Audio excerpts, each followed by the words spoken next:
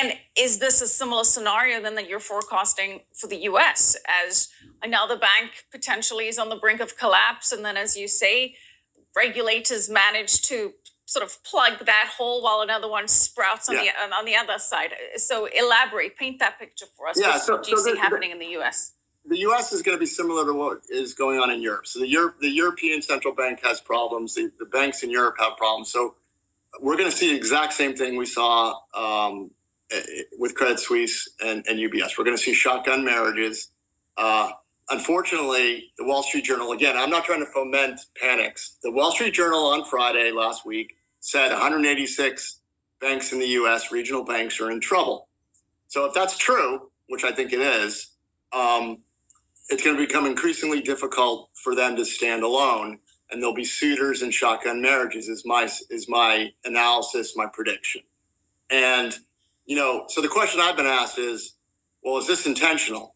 Well, I don't know, but it's going to end up in the same place. If you wanted to introduce a central bank digital currency, wouldn't it be better to only have 6 banks in the U.S., all systemically important, basically run by the government?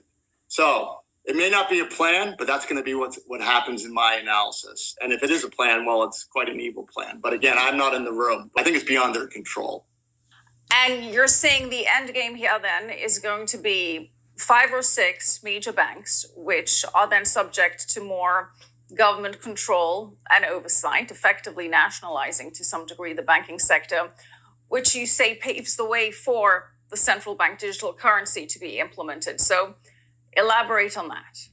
So I've looked into the central bank digital currency, and I've watched some of their members speak about it. The Bank of International Settlements, forget his name, made a speech about a year and a half ago where he basically said it's basically, in his own words, it's a way to control how the money's used, essentially.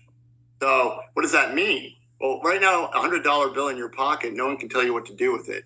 But if it's in the central bank and you happen to be a dissident talking about an issue that the state doesn't want you talking about, you can be targeted and have your ability to transact stopped. There's also a myriad of social controls that could roll out. Let's say the state wanted to start worrying about cow methane farts and wanted to restrict the amount of meat that you're allowed to eat. They could impose quotas, and if they get what they want, your credit, everything will be linked. You'll go to the cash register, ring up your meat, and the woman behind the cash register or man would say, "I'm sorry, I can't transact this for you." It's total end-to-end control. A controlled implosion. So for these banks to collapse, for there to be a consolidation, and then for CBDCs to be rolled out, essentially, roughly over what time period? If they're going to control it, they need 12 to 24 months. That's it? Estimate. Yeah. 24 months before we're down to 6 banks? If it's controlled properly. That's the controlled version. Okay. Yeah. If it's fast, then chaos is unleashed, and I don't want to talk about that. But look, there's already executive orders been written by Biden about the CBDC. There's already white papers from the Fed.